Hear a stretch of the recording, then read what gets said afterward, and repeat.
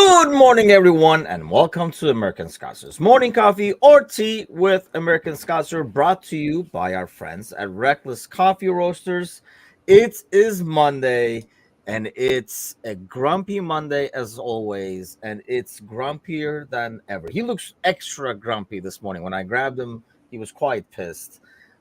It's been a rough weekend. Honestly, Matush, the sad part is the highlight of the weekend, the best soccer that was played, I think, is when we were playing co-op on like Friday or Saturday night, which is pretty sad. But how are we doing?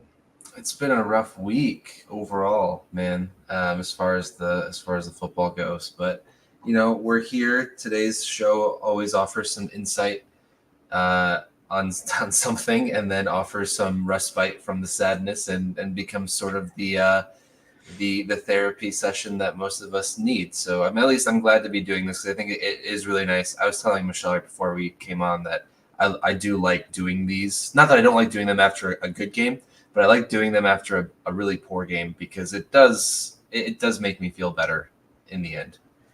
Yeah, I mean, I always call it therapy sessions because it does really work.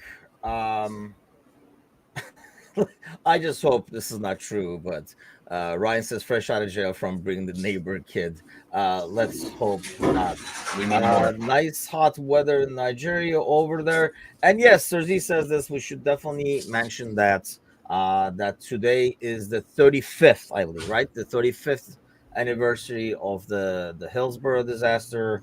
So it's a good moment to kind of like remember those and kind of like, I guess, we were talking about a little bit yesterday as well to put things a little bit into perspective overall, because you see, and we'll talk about that. I think more than the games itself, I'm just so tired and exhausted of the reaction more than anything else. But yeah, so it's a good reminder that there's like stuff that's a lot more important than results on the pitch, for one. And honestly, if you are new to the club and if you do not know a lot about like the Hillsborough stuff, like what happened, and because I was in Turkey when it happened, and I'll be honest, like initially, what you heard in Turkey as news was what basically the fake news that was being passed around was, because obviously that's what reaches, because it was the loudest, right? Um, but yeah, if you don't know much about the club and if you like have trouble grasping the concept of why like the city does not like certain authorities, certain figures, and why there's a little like that, not a little, a lot of bitterness. It's something that you have to, I mean, it's okay not to know, but there's a couple of really good documentaries out there on YouTube as well. So it's important to kind of like go watch those and learn, because I think really it provides a lot of insight. And if you thought a fucking VAR decision here, a penalty not giving there, is an injustice done to this club and to the city, go find out about Hillsborough and you'll understand that that's just fucking peanuts. Yeah, exactly. I think like you said, at the end of the day, it's a game of football. It's the most important thing out of all the least important things in the world, right? And that's sort of how I like to look at it. That it really depends on your perspective, and your mood will shift and your mood will change depending on what happens. But at the end of the day, you look back and if you're healthy and your family's healthy and you're having a good day overall and all that, then it's something to really just be happy about. Yeah, so like I say, I figured like I would mention that because it is the 35th year and there's a lot of stuff. I mean, a lot of the highlights, not highlights, headlines from today are about, like different events being done in Liverpool, the team and stuff like that in remembrance. So, yeah, Sparky says, always remember that they shocked and crying watching it live on TV. And that's like the odd thing, like I distinctly, like it's weird because at the time I had just started following Liverpool, because like I started like in 84 with like Rome. So I had just started following Liverpool, and you kind of like, you hear that news. And I distinctly remember, obviously, when you're as old as I am, Matush, the memories become a bit more like they fade away as you go, but some of them like really stick, like you remember where you were when that happened, kind of a deal. And I specifically remember watching that on the news, And like you say, the way it was presented, and at the time there was a lot of problems with English soccer, like hooliganism and stuff like that. So they kind of like bundled it up, and they were like, "See, here they go again," and stuff. And that's how it was presented in like the government TV in Turkey at the time. And then more stuff came out. I don't even know. Like I assume almost Sparky and anybody who's in UK on IG Live. I know we have a bunch of people in UK as well. Can probably tell us more about how it was presented there too. We know how certain newspapers presented it, but like it would be interesting to hear more about like how the government TV and stuff like that presented. And I think initially that everybody was kind of like on the same line, but yeah, like you said, it kind of puts things into perspective. If you thought a penalty call went going the wrong way is the injustice, you get a lot more coming when you watch those videos and find out about it. There's a lot of good stuff on YouTube that's free access, so I would definitely recommend doing a quick search and watching it, not listening from us, but listening from people, because those documentaries have a lot of people who were there that day and stuff like that. So Ryan says he didn't actually beat up a kid, so that's semi disappointing. I did not get drunk, like I said in Discord. Played disc golf after the game. Played as bad as Liverpool. What did you do for therapy? So actually, it couldn't have worked out much better. We were hosting this. Oh, I saw on Instagram, but go ahead. Yes. So we went to Spain a couple months ago, and then when we came back, we wanted to invite our family over and sort of throw a Spanish themed party just to have everyone together. And so right after the game, it was pretty much just cooking and errands and all that stuff. So and then family came over. So it really took my head out of everything Liverpool related for a good, I don't know, 6, 7, 8 hours. So it was really nice to have that specific moment that day, because then it allowed me to get out of my feelings, if you will. It didn't help then at night, when I hopped on FIFA and then the screen loads up and you pick your team, and it's saved on Liverpool for us. And I just look at them and I go, "You fucking assholes!" And I transferred that rage into video games, and it worked out a bit. But yes, I think a lot of people played video games on Discord. I think like yesterday we saw, right, a lot of people were mentioning different games. Like, whoa, what's going on? Yeah, but I mean, people like Brian Shelton is playing Fable 2. That's old school, man. That's ridiculous. What is that, Dreamcast? Like, that's pre-PlayStation games or something. I remember Fable 1. I don't even know if I ever played Fable 2 actually, but at the time it was like revolutionary. I remember like Fable was like, because I think it was like open world or something, right? Shelton can tell us more about it. But Serzi was playing like Hitman or something. People were throwing names that they were playing on Discord, and I was in shock of how what Xbox 360, says Shelton. Yeah, that is shit. Is it even that is kind of old school at this point? But yeah, I think the good thing about gaming is I know I used to do it a lot. I always say it's Hitman and then Assassin's Creed. A lot of violence games. There's a theme there for certain. Yeah, there's a theme. The good thing about gaming is, before I did, the working from home thing, like you come home and like, or after like, commute, blah, blah, and it's stressful. I think I find gaming one thing that while you're doing it, you can't think of anything else. Like I can watch TV, still think of whatever is stressing me work-wise and stuff like that. I think that's the beauty of gaming. You get into something. I mean, you can be a hitman, you can be an assassin, you can run around on Fable or whatever you're doing. You can finish goals. You can finish in Liverpool.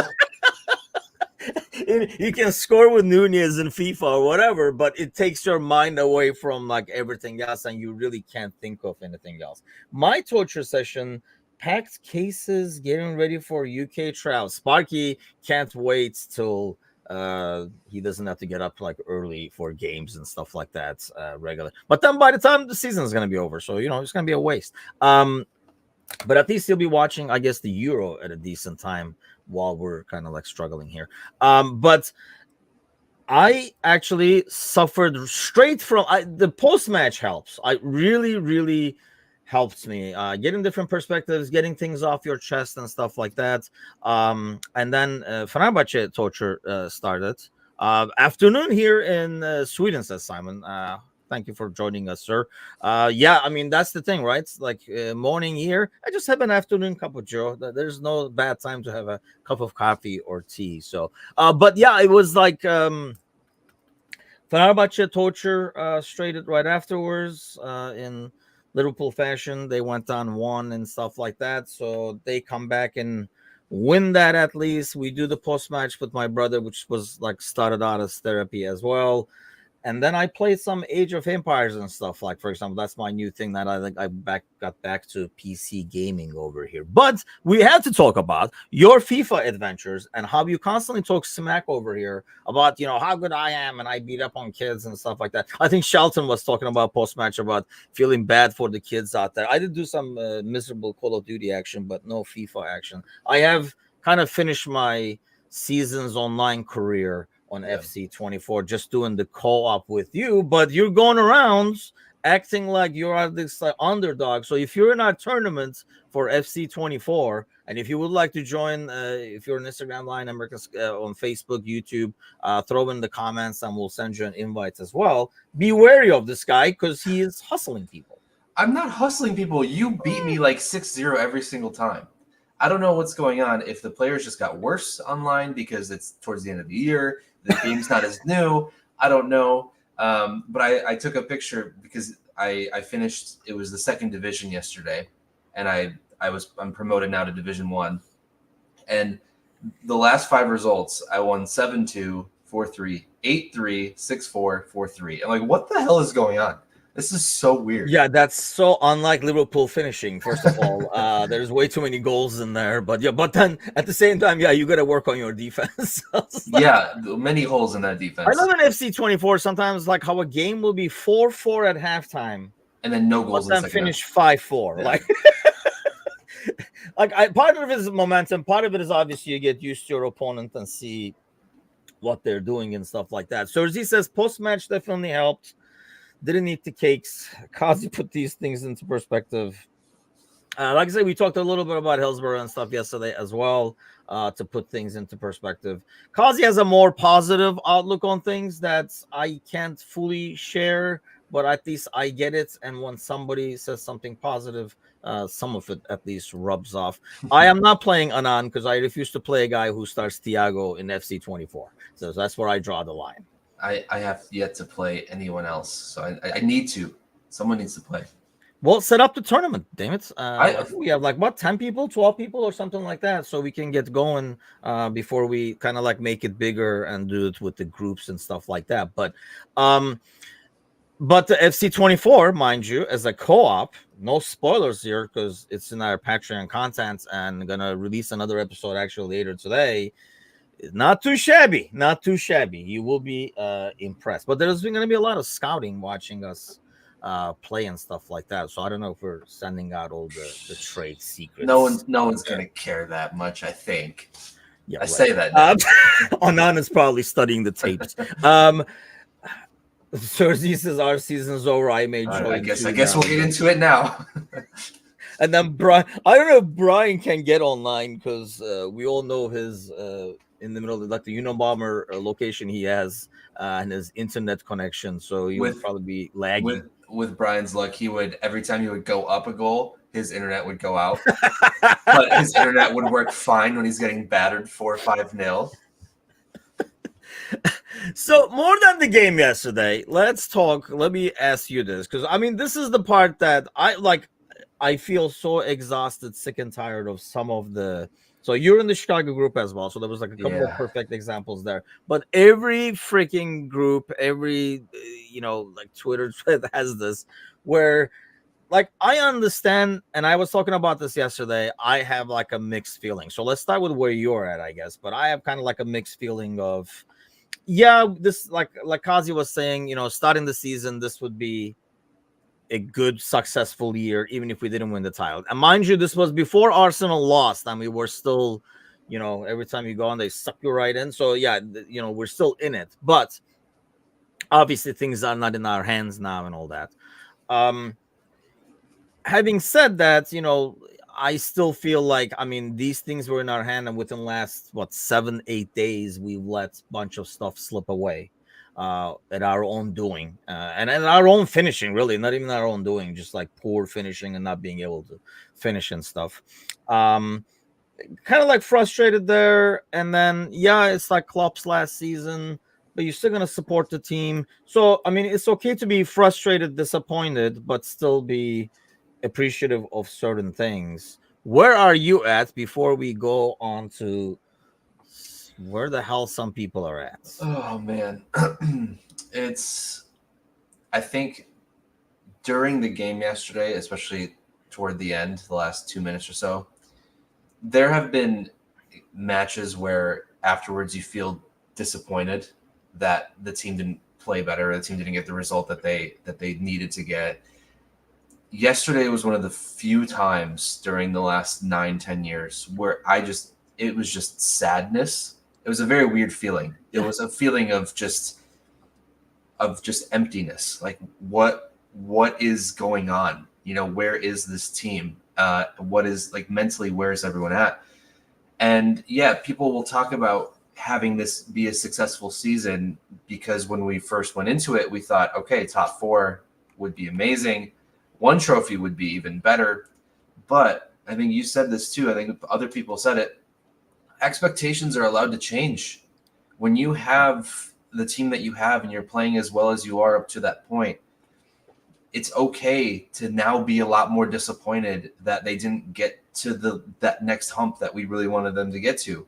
If they had been knocked out early in the FA Cup, if we had been sitting in fifth or sixth right now, and then ended in second or third, like, everyone would feel great because the expectations throughout the season would still be the same. Yeah.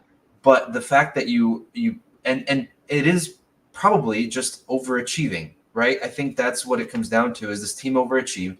The midfield wasn't supposed to work, and they sort of just made it work. But too often did we go down and have to come back, and that's something that is going to be draining. You can't expect to go down early in half of your games and then expect to win them, because that's not going to happen. And so I think when you add the stress, I think, of the pressure of the players knowing this is Klopp's last season, I think that's also kind of that looming cloud over everyone's heads, where they're trying to do so much because they want this to be perfect, that everything is being overthought, overanalyzed, and that, it bleeds into the finishing. But also the defense has been bad too. Like, they haven't held a clean sheet in, it feels like, 2 months. And It was 2 months, because we were looking at it. What was that, last Monday or a couple of Mondays Yeah. ago, and we had to go back a month and a half. What was that, Forest game we said? It was, yeah, or I thought it was a City game, honestly. Maybe it was. Could be, yes. I think it was the City game. I think that's because it was and then before we had wait, to go back to not City. like the League Cup, and then the Yeah. Forest game back in March or February or something like that. City was 1-1. Sorry, I don't. Marcus says, I wasn't surprised with yesterday's result. We were close, so close 2 weeks ago, and the speed the wheels have fallen. And I think that's what it is. It's like the dropping of, like, so sudden within 8 days. It wasn't like, oh, we lost a point here, we lost a point there, was suddenly out of the picture. It's just like, poof, and then we're out of the picture is basically what happened. And I think that's probably the part that's the most disappointing. Earned our way into the title race. Don't buy the overachieving narrative. You just said Kazi brought you up. We've been screwed by RAS VAR, and that's another thing that I guess in the background. But you know what the thing is? If we were going like this, let's say everybody wins out and Arsenal wins, I would say, then I would be like, man, VAR, and then we got screwed in a couple of decisions and stuff like that. You would probably go back there, right? But the way we are losing points now and not being able to finish and all that kind of stuff, it makes those, in my mind at least, go away. So that part of it hurts less, I guess. Not Spark. I'm sorry. Saito was saying, nope, where we go? Saito was saying that there must be a scapegoat for all kinds of miserable situations. I don't necessarily agree there has to be a scapegoat, because the word scapegoat by itself means that you're throwing somebody under the bus, perhaps unnecessarily. I mean, there's a lot of people to look to. I mean, look at that game yesterday. I mean, we did a post on Instagram. I put like 4 screenshots. If I showed for you those screenshots, and that was just 4 out of the 6 or for 7. different players too, not for the Yes, same player, for different players. and I know that's why like I mean Jota, like of all people, you were like, see, if Jota was there, he would score. He misses it. Jones, Mo, Nunez. I mean, you name it, and they were being missed. So it's hard to find one scapegoat. And even like club tactics and stuff like that, I really find it hard to find fault because I mean, if you're a club, you're sitting at the end, you're like, we should have won 6-1. And if you're in defense, really, we should have won 6-1. I mean, like, yeah, we let one in, but you guys should have scored 4 or 5 up there. And you can kind of see it in Robertson's post match too. That he's like, yeah, we gotta be more critical. We gotta do better in the back too. But I mean, at the end of the day, you conceded one, so It would I be like to be one. tied. It would be one thing if the chances weren't being created, right, and you Yeah, lose 1-0 off of the back of 3 shots, right, because you just can't get anything going. But that's not the case because the chances are there, the shots are there. I think I just saw Newcastle. Where was this? Where was this? It says if you exclude own goals, Liverpool and Newcastle have both scored 68 league goals this season. Liverpool have taken 179 more shots than Newcastle. Now, granted, I don't know how many of those are on target, right? Because that's the skewed statistic because shots for shots on target. But that's, you have to take your chances, especially in a game, in a sport where you don't always get them. You have to make the most of it. And I really thought after Robertson's clearance off the line in that first half to save it from going 2-0, I really thought, and I think what everyone else thought as well, that was the moment that was going to just bring everyone up and it was going to turn. And it didn't. And unfortunately, knocked out by United in the FA Cup, we want to see, Klopp saying he wants to see a response. Draw against United, he wants to see a response. Get thrashed by Atalanta, you want to see a response. At what point, like, where are these responses? It pains me to say that because if we were looking at this outside of Liverpool's perspective, let's say this was a different team, we would really, really be questioning the locker room, possibly the manager, possibly the mentality of the players, like what's going on behind the scenes. And, if this were to be his last season and we're looking at this, we're probably saying it's probably a good thing it's his last season because the locker room's gone kind of deal. But we're trying to not get to that point because of who we are as fans of this club. See, that's interesting. I personally don't look at it like that. I know what you mean, though, and I know like how how that can be a take, and how people can say from outside or even some from inside. I can see the perspective. I don't think of it like that because I feel like when you want to see a reaction, you want the team going at it and going at it hard, right? Like, like really in it. I mean, people saying like, oh, they look disinterested and stuff like that. Like, I don't buy that. I don't see a team that looked disinterested yesterday. Yet I really think it goes back to I think Klopp said it as well, and I think Serzi was mentioned that Klopp said it. It's They can't get it going because they're almost stressing it too much. I mean, hey, we were just talking like scoring in FIFA, right? There are times where you're just scoring easily. Apparently, like you were like winning 6-3 and stuff. You're probably taking any and every freaking shot. Like you see it, you take it. You see it, you take it. But there are times where like nothing is going in. I mean, even when you're playing, there are times where like normally you like I played center back, obviously libero, which doesn't exist anymore, but you're in the middle, you see the right back, you swing the ball over there, you don't even think about it, right? But if you made a couple of bad passes, you kind of almost like take it a bit more to the right, baby, or take one more look, and now the pass is kind of late because everybody saw you freaking look to the right back for like 2 seconds. So now everybody shifts over that the pass is not as effective. I almost feel like it's the same thing when you can't score. I mean, as a defender, I can score a lot anyway, so I can't like relate that much. But if you can't score and stuff is not going in, that's why I was saying like the FC24 thing. Like you take one extra touch, or you try to give it to the guy that's wide open, so he taps into an open net or something like that. Mind you, we couldn't even tap it into the open net yesterday. That's But just it. That's you know what I mean? Like nothing goes your way, and that's partially because you're stressing. I really see a team that's stressing of not being able to finish, and that's why and this everybody, and it's not like one guy, oh, we got to get him off his slump. I think it's yep. just like everybody not being able to score, so everybody overthinking everything is what I see more than people disinterested or people like not into the game. Because like you said, I mean, somebody was, we got into a semi discussion on Facebook because somebody was like, oh, excellent defensive performance by Crystal Palace. Is it though? Because we could have scored easily 6-7, and that would have been like a terrible defensive performance by Crystal Palace. They left everything open. It wasn't really them being great defensively, or even if they were good defensively, we played well enough to create those chances. I just think we're not scoring or finishing. Some of it is luck, and some of it is because we're taking an extra second, or your brain is taking an extra second to roll with it somehow. Yeah, and that's I think that we're always going to go back and talk about the missed chances, unfortunately, throughout any season. But I think as much as we don't like Arteta, I think in his post-match comments he said, you know what, the season doesn't come down to one result. If this is the one result that breaks us, then we don't deserve it, kind of deal. Yeah, and I do respect that, because when you think back, you have the Luis Diaz 1v1 against City that could have ended at 2-1. You have the 1-1 draw at Luton that we had to snatch a draw in the last minute of the game to even get a draw away at Luton.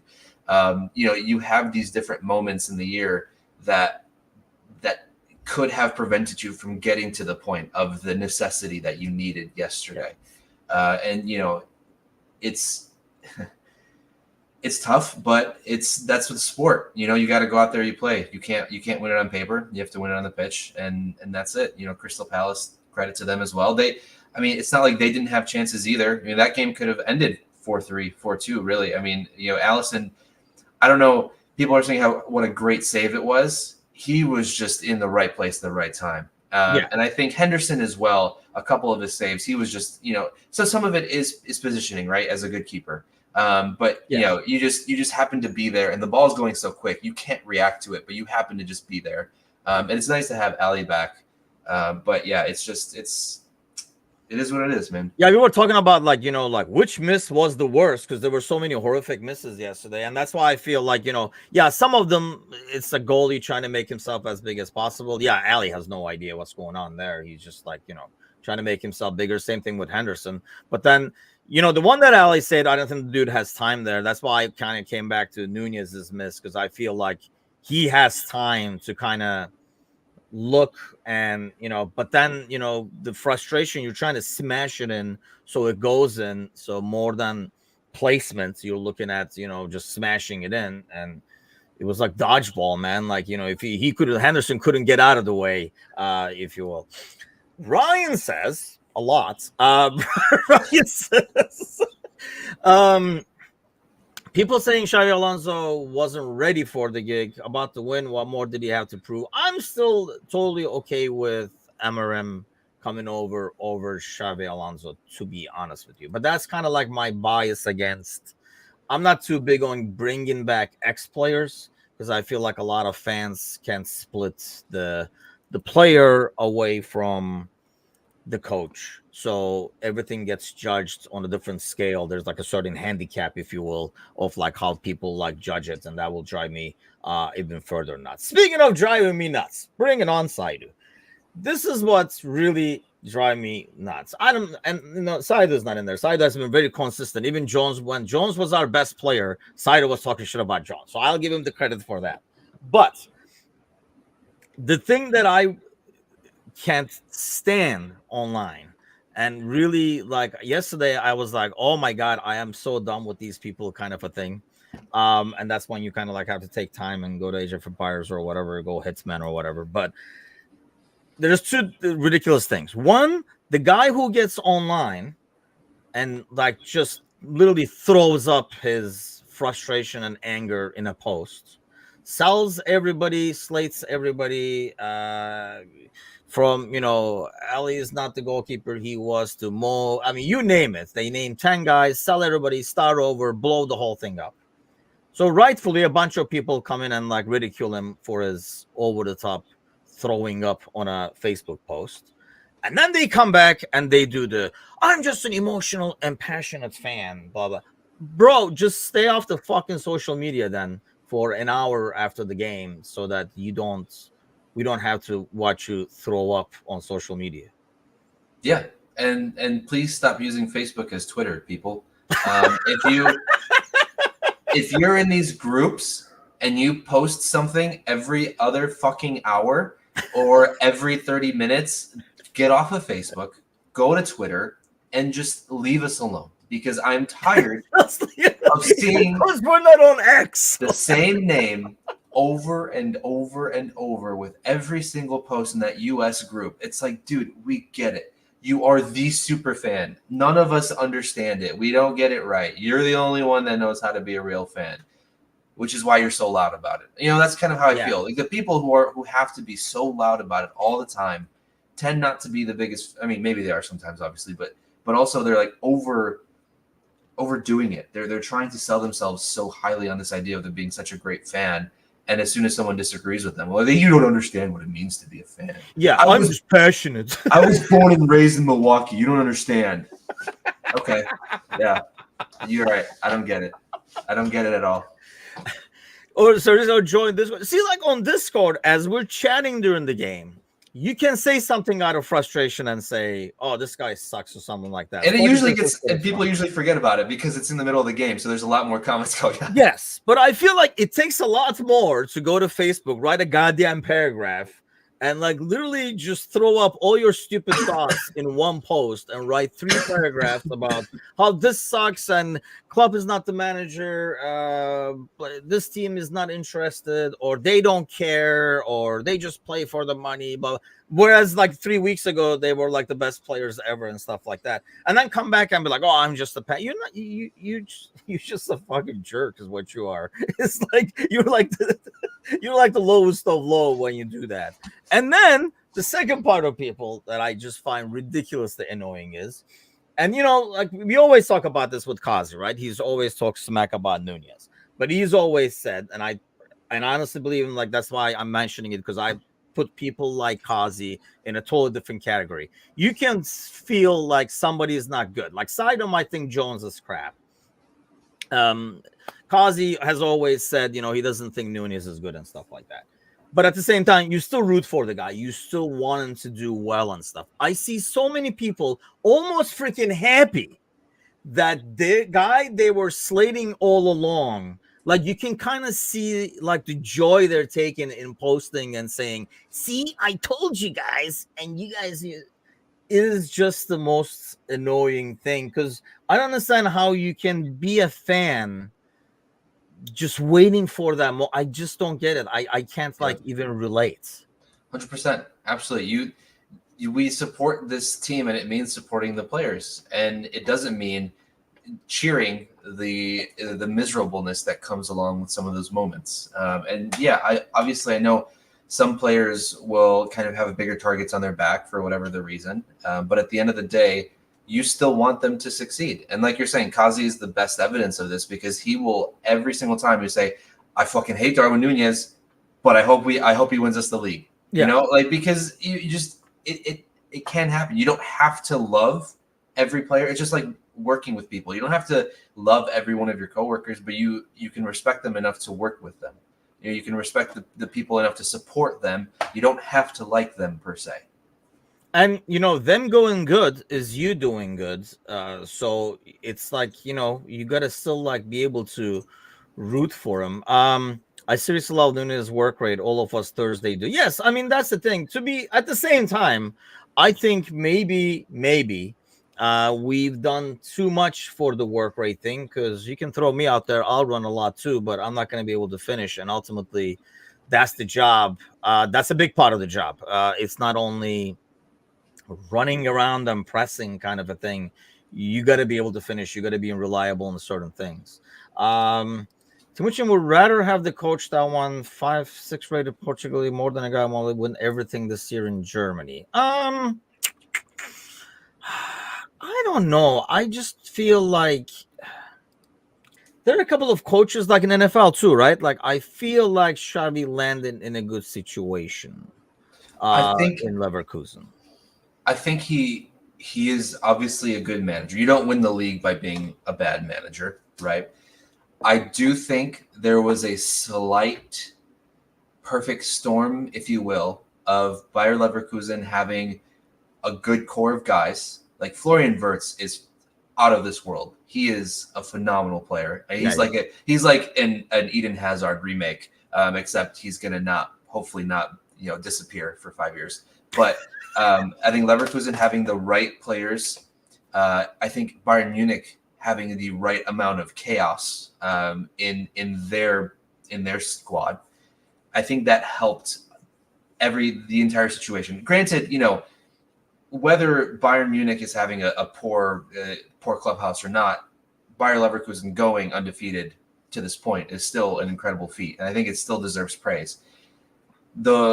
My argument to the Portuguese league comment is that Amorim took over a team that was not as good as Benfica or Porto, and he has been there, and he has consistently gotten better. Right, he has time and time again shown that he is getting better and has sort of the pieces. I think he's doing more with less, if you will. When you look at the players and you look at who is on both teams, you can kind of see, okay, Sporting, they have good players, but do they have league title players, like title winning players? And then you look at Bayer Leverkusen, and you're like, they have title winning players, right? But they also have really good players. And so I think maybe in Germany specifically, it was the perfect combination for Xabi to come in. If he goes like 3 years ago and takes over the Bayer team, who knows? I mean, it's just because I know he's been there, for 18 months now? He took over middle of last year, got them out of relegation. And so I guess, I mean, I'm not saying Xabi isn't, and I don't think you're saying either, Xabi isn't a good manager. It's just what comes with an ex-player being a manager comes with many more justifications for things that we wouldn't let other managers slide by with.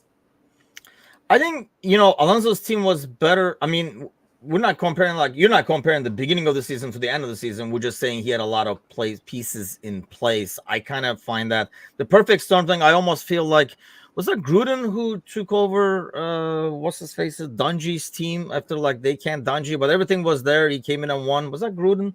But I feel like it was a situation like that where you land in a negotiation. But more than anything else, this is what is probably bugging me the most. I think,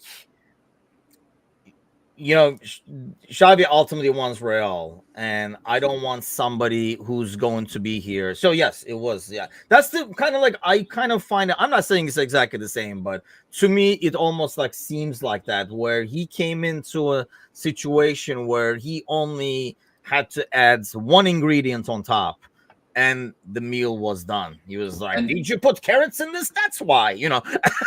And how weird that one ingredient was Shaka, right?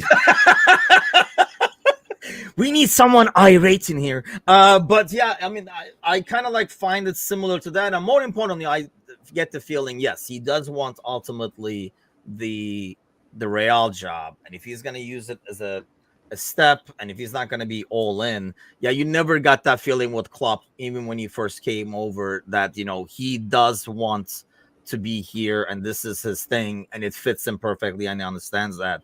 I feel like, and here's another thing, I feel like if Xavi was not an ex-player, I don't think his name comes up as much, number one, and people are on, really, we gotta bring this guy as much. We kind of look at him like how I guess I'm looking at it. The experience thing, I don't know. And sometimes, the player experience, do you count that? Do you count? Sometimes it goes against guys who are really good because they can't relate to a guy who's not as good to be able to develop. I feel like, crappier players like Klopp make better managers sometimes because they understand the struggles. Whereas sometimes you get a guy who's really good and they can't really understand. Dude, how freaking hard is it? Well, it's hard for that guy, dude. You were a world star, and that's why you were doing it. This guy is not, so you're gonna have to develop him, kind of a deal. But he hasn't done more than Klopp. Come on now. Well, me as a player, maybe there's no way he's probably saying that. No, he's saying when he was in Germany, he's done more than Klopp. But have Xabi Alonso take over a team in the second division and see if he brings them up. I think that's a good testament. Or let's see him sell 2 of his best players to Bayern and see if he can compete again. Because that's what Klopp did year after year after year. Every year he gave one of his best players to Bayern and then had to go against them afterwards. So that's like the big difference. And that's why I want to see what happens next year. And it's a risky business for Alonso as well to kind of not take something and capitalize now, like sell while he's high. And I think that's because he is waiting for the Real job, and he's going to. I think he will get that, actually, unless Leverkusen really blows up. Like the face, having Alonso be the face of Real Madrid's managing staff. I mean, that it just looks right. For some reason, it looks better having him manage Real Madrid than Liverpool, just from an optics perspective. I don't know. He just fits Real more than he does Liverpool.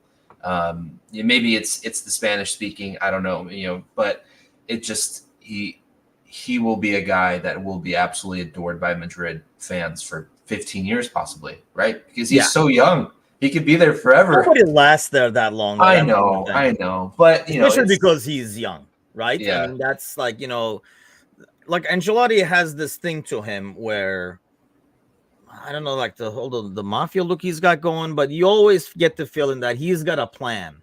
And sometimes age brings that, right? I mean, between us two, we can both look more confident. You might think I have a lot more plan going on in the background because I'm the older guy, but not necessarily wiser. You'll be dead wrong because I'm not thinking anything else. And not that I was against the whole Xavi thing. I'd be okay with it. I guess I wasn't as devastated as some people were when it didn't happen. Yeah, it wasn't okay. I think people were comparing it to the Bellingham situation. It's like I felt much worse not having Bellingham than Xabi Alonso. Yes, especially I feel worse every time I see him play too. Yeah, I mean we knew what he was capable of. I honestly, I did not think he would do this good this soon at Real.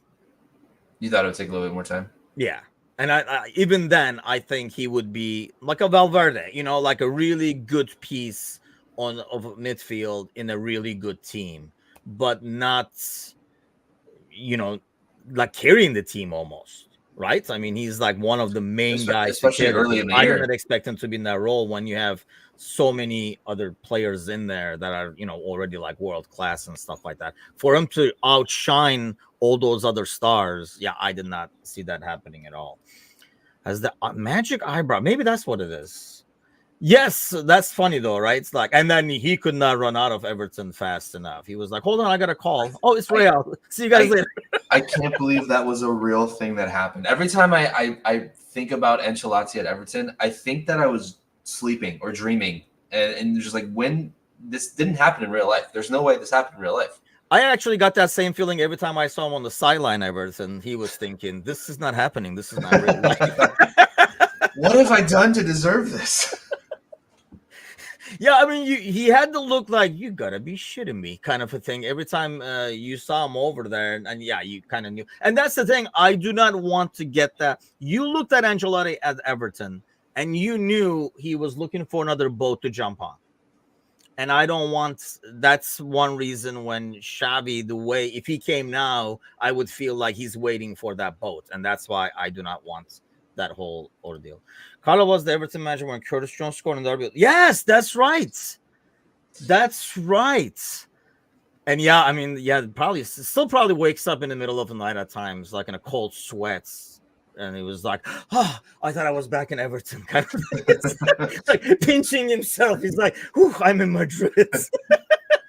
Waking up, it's actually nice out. There's sun. He's like, "Okay, never mind. This is fine. This is a good one here."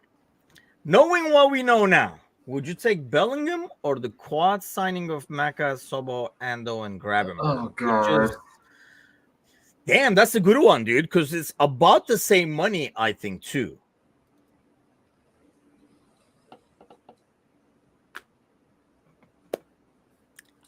Can we? Silence is because we're waiting for your answer, by the way. I think I think it's always. Wow, I'm an idiot. Not always. I think usually the answer is having all the time, 80% of the time. all the time, every time, 80%, 60%, sometimes of the times. I do prefer the quad signing because I think having four quality players over one is usually going to be the better route to go. However, when you have a player of the caliber of Bellingham, you don't necessarily need to go and get two other midfielders that are as good because he can make everyone else much better around him, kind of deal. So you can sacrifice a little bit. But I think McAllister's been so great that if we could just do Bellingham and McAllister and just, okay, you can, yeah. So you first answered, you're like, no, and then finished it with, well, yeah. No. I will take the four that we have over Bellingham, just because I think, especially when we see injury-wise, like if you go just with one, right, and then Bellingham goes down, you are really, really out of luck. But if you have four, you have a little bit of depth, you can still somehow make it work. Yeah, I mean, here's the thing. I go with what Brian is saying, and I think that's probably more my answer than anything else, because one guy was not going to fix that midfield mess. Because Mecca has been pretty darn good. And I actually noticed over the last 2-3 games, I feel like he's the only guy who has some calmness to him. Whereas everybody is running around reckless, if you will, like in a hurry. It just feels like everybody is in a hurry. And that's why freaking people can't finish and stuff like that.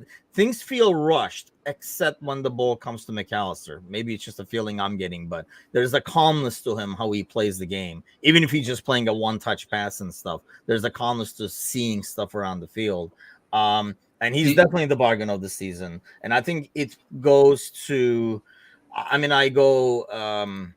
Mecca has been excellent, loads of potential, and ready to go with them. Yeah, you got a whole new mid. I think that was a pretty darn good trade-off. Yeah, absolutely. Yeah, and it's just the thought of having Bellingham for 12 seasons potentially. Just having that one mainstay that you don't have to worry about would be great. And I think to your point about McAllister, especially the last 2-3 weeks, he has looked the most like a captain than our captains have. He yes. looks like he is the guy that you would turn to when things kind of start going a bit funky. Yeah, I agree. I think that's part of the ordeal. Like Brian says, Mecca struggled as a 6. I think that's because, he's playing out of position. It would be like, you could put anywhere on a different position and say, but is it fair to evaluate him based on that? I think he was serviceable as a 6, which says a lot, being out of position kind of a thing. And I would also worry with our freaking luck that, you sign one guy instead of the 4, he is hurt. Now where are you at? Yeah. So, yeah. But yeah, that's a good question to ponder there, because every time I watch the kid, I'm like, holy cow, he's something. But I get that feeling with Mecca as well. Szoboszlai and stuff, and that's the thing, right? There's a lot of pieces. I think Ryan was talking about it earlier. Where did that comment go? How do we turn things around if we play like this rest of the season? Nah. No, it's top 3 is clinched. I don't see Villa or Spurs overtaking any of the top 3. Nah. Especially with, Spurs has to play all 3 top teams and stuff like that. So if that happens, I will sit here and eat a dozen of donuts in one sitting on a Monday show. If Liverpool falls out of top 3, I will eat a dozen of donuts. Donuts. Right here. Is that really a punishment? Yes, for your body. I thought you were going to be like, I will shave my head or something like that. Whoa, like eating a dozen. Oh, whoa. So we're not risking that, are we? I have a job to do. I have to talk to people in person. I can't shave my head. What, like people buy hair off of, like people buy jewelry based on hair? Like, It you can't helps. sell like a It shaved head helps. shiny Mr. Clean. You telling me Mr. Clean can't sell jewelry? Well, Mr. Clean's a different beast. He can make me do a lot of things. I mean, that's the thing. If we play like this, Right. you would think you're not going to miss as much, as many times. I think the most important thing now is the Thursday ordeal. So let me ask you this: how you approach Thursday, has it changed from the post match to the post match of the Arsenal game? The approach to next Thursday has changed from after the Atlanta game to after the Palace game to after the Arsenal game. And I don't know where I'm at with it. I think you go for it. I think you go for it. You have to go for it, because I think that's the only way. And this is going to probably, be the wrong choice here, because you're kind of trying to force the guys to play into form. Like the only way to try and get them back into it is to just give them another go. And you don't throw the kids out there. I don't care what anyone says. I don't think that's the best way to go. You can rest some players, but don't throw an entire B team out there. I think you take the first half to see what happens. If you go up 1-0 at halftime, I think you really go for it and then go from there. But that does take a bit of faith in this club, going up 1-0 instead of going down 1-0. Say the Cardinals come play the game online. This is not Hitman, man. And what is Shelton supposed to do? He can barely get online. I would play a back three and attack. The problem is I can't. Maybe it was Kazi. I can't remember. Somebody was mentioning in the post match is we need. I look at that game yesterday and I'm seeing I'm like, man, some people just came back a few weeks late. Like if they were back a few weeks earlier and started to get these 15 minutes, 20 minutes and stuff now, or against United's, we would be starting with our ideal 11 and stuff like that. I feel like everybody came back late. You have a lot of guys, like I would not play Dan's and stuff like that, because if Dan scores in that game, it doesn't do us any freaking good, because he's not going to start the league game afterwards. I want Jota out there. I want Trent out there. I want these guys getting minutes. And if this is not going great, or it doesn't look like we're going to get the tour, yank him in the 60th minute, but get some minutes on these guys so that, they're ready for the Premier League game on the weekend. Because I feel like a lot of the guys we have, look at Robertson when he first came back to Robertson now, for example. Some of these guys do need more minutes. It's not about just getting rest. I think it's a bit about being used to game speed too. Probably put Gakpo on left, because I thought he looked excellent. For example, speaking of right as I said that, so he says finally playing one, rest of the team are second. Yeah, I thought he was really well, and I think he made kind of like a case for that's why you should be starting on the left wing and not being shuffled around all over the place. Because I thought he did really well, and I thought they played well with Robertson to boot. He had so many freaking chances, and he likes whipping that ball in. So it's another person from the left-hand side sending in some good crosses. And while those were defended well, it opens up a lot of things. We collected that ball that was coming, and we could attack from the right-hand side and stuff. When you have Trent out there, when you have Mac out there, I think you go out there and give it a shot. What are you putting as our give me a percentage chance that we advance? Because I know everybody is like Barcelona and stuff, but man, totally different scenario. Totally different First scenario. game should have never been 3-0. Yeah. And we were home for the second leg. Mind you, though, the biggest difference was somebody was saying that this would be bigger, but I really don't think so, because the away goals was a thing then.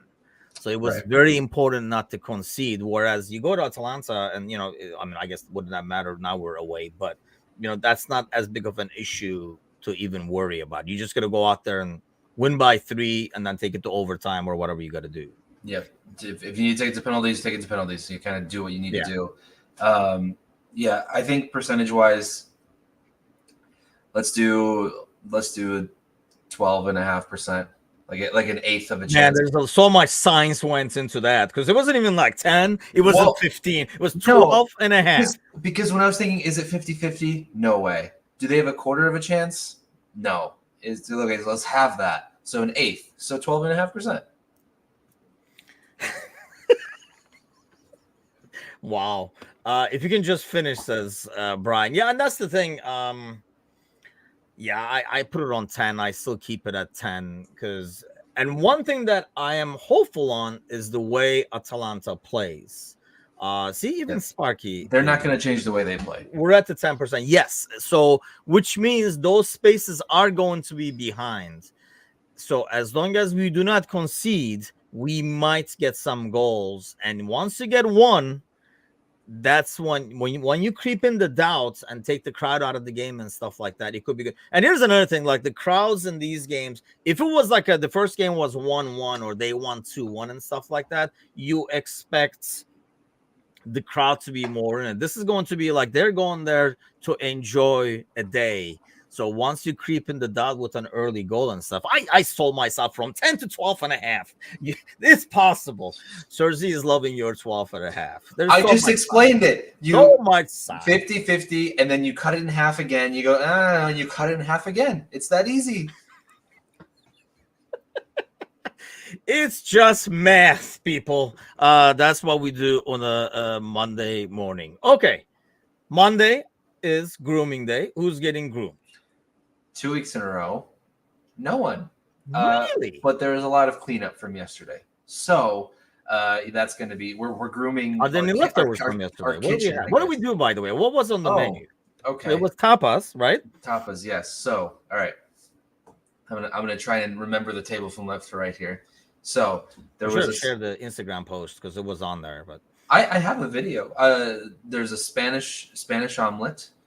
There was a paella with chicken and chorizo. There was a tomato and burrata salad.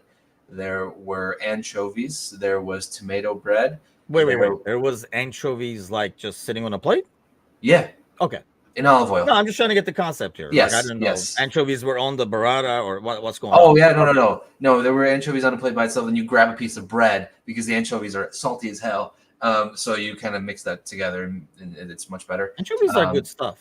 They were very good. They're very good. There were croquettes, like ham and cheese croquettes. Good stuff. And ham and cheese. Okay. Jamon y queso. Sorry. I'm not a big ham fan, but go ahead. Well, wait. No, hold on. It wasn't ham. It was. Is Michelle over there? Why don't you ask Michelle? Bechamel prosciutto bacon. Sorry. See, it got a lot better. That's much different. That's much different. There was gazpacho, and then we did ice cream with churros for dessert. Is churros a Spanish thing? Yeah. Oh, okay. I don't know. Yeah. I always assumed Mexican. Yeah. Yeah. It's because I did not know about churros until being in England, Turkey, and stuff like that. We're not exposed to churros until I came over here. Ryan says you are. I'm not a ham fan. No, not a huge fan. Like at all? I mean, I'll eat it, but I mean, you went from ham to bacon and prosciutto. Not even freaking close. That's a big difference. Okay, here, hold on. I can do this now. Ryan says I'm shaving my ugly face today. I had to finally do it yesterday. Well, trim or whatever you want to call it, I guess. Because it was so bad that I had a dream. I think it was Friday night where I was shaving, but I was shaving. So like the whole thing was gone. And then half the dream, I was going around with half my face shaven. I could never finish it because there was always something coming up. And throughout the dream, I'm saying, man, I got to finish it. Like half my face is totally shaven off.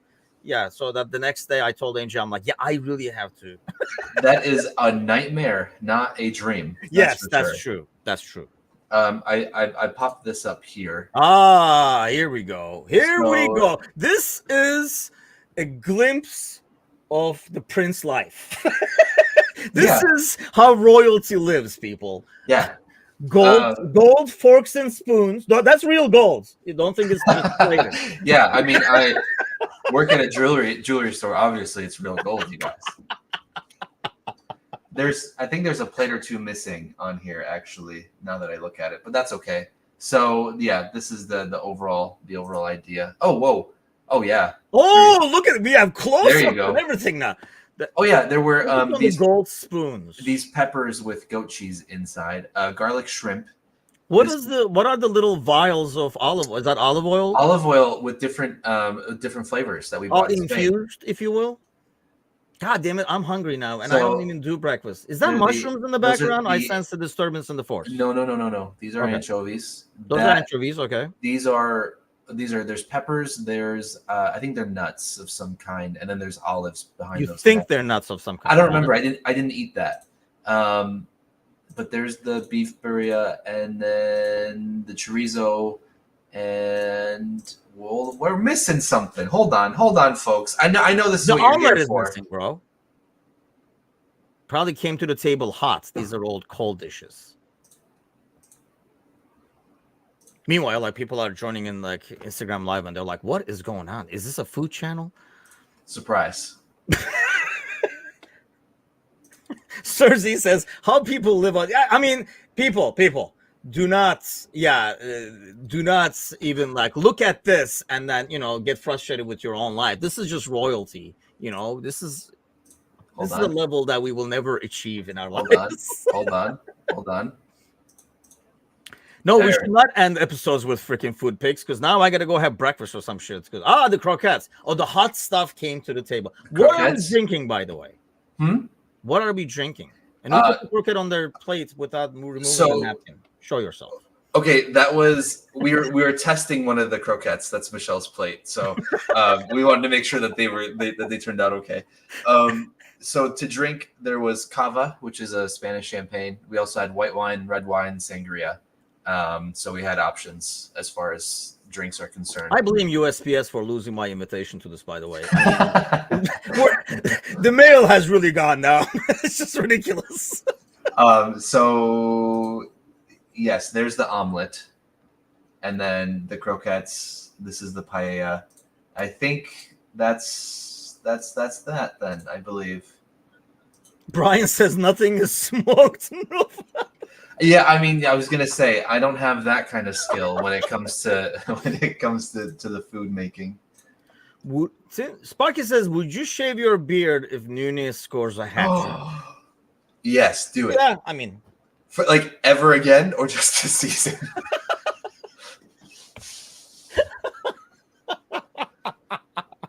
Lifelong. Yes, I mean, sure, why not? I mean, honestly, this whole concept is newer to this face from like 4 or 5 years ago after I started, even initially when I started working from home, after having to shave my face every goddamn day when I was working it was just like, oh, this is actually a lot more comfortable, and the wife liked it. Happy wife, happy life, as we all know. So I was not my mother. What the fuck? Now that's the way I want to end every More show. importantly, does she know? I mean, is she like? Can you imagine? Like she's in there. There's 2 goals. He's on a hat trick. No, I have this vision of him scoring a third and his mom jumping up and like happily just giving him her face, like just ready for it, and just poof. I would have watched games. She knows what I signed up for. Yeah, that's the family to hang out with. So this is if you want the ideal life, go have some brunch or whatever at the Royal Palace, the Wheelomick household. Yeah, and what we won't tell you is that those were 2 plastic tables set up because we don't have an actual table, a dining table, because our place is very small. Sell one of those gold forks and buy yourself a nice table, man. Oh man. Okay, so no grooming. I have to unfortunately do some work until the boys tonight, 7:00 Central, 8:00 Eastern. We'll probably analyze a bit more and talk about probably mostly what Ryan is talking about, really like look ahead more than look behind, hopefully. Because really, I don't even know how much to analyze there is in the game. It's just like miss after miss after miss. The Polish prestige, the life and times. Yes, I think so. I Day think to so. day, it would be so boring. The But Polish you royalty. you get the moments here and there. Oh, Polish royalty is I, with us. I like this full dining experience with Ryan. With Ryan, eat brunch with the prince, get slapped by Ryan. Yeah, that sounds like a good day out. But then the slap is really the most risky part. You know, you're gonna get the gold forks and the food.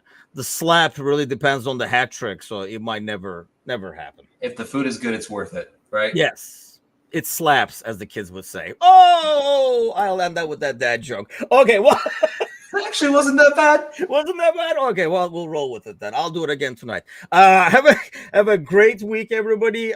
Join us tonight. If you have not done so, go ahead and run over to YouTube and subscribe there. And if you have not done so, more importantly, go grab somebody by the ear and have him give us a follow, so we don't have to do stupid clickbait stuff that I was seeing yesterday, where we were already signing people because we couldn't score. So yes, that has already started, and it's only freaking April over here. So have a great week, everybody. Enjoy the rest of your Monday. Go start saving some money so you can have a table like the Polish prince over here. So if you're jealous, work goddamn harder. Okay. Take care.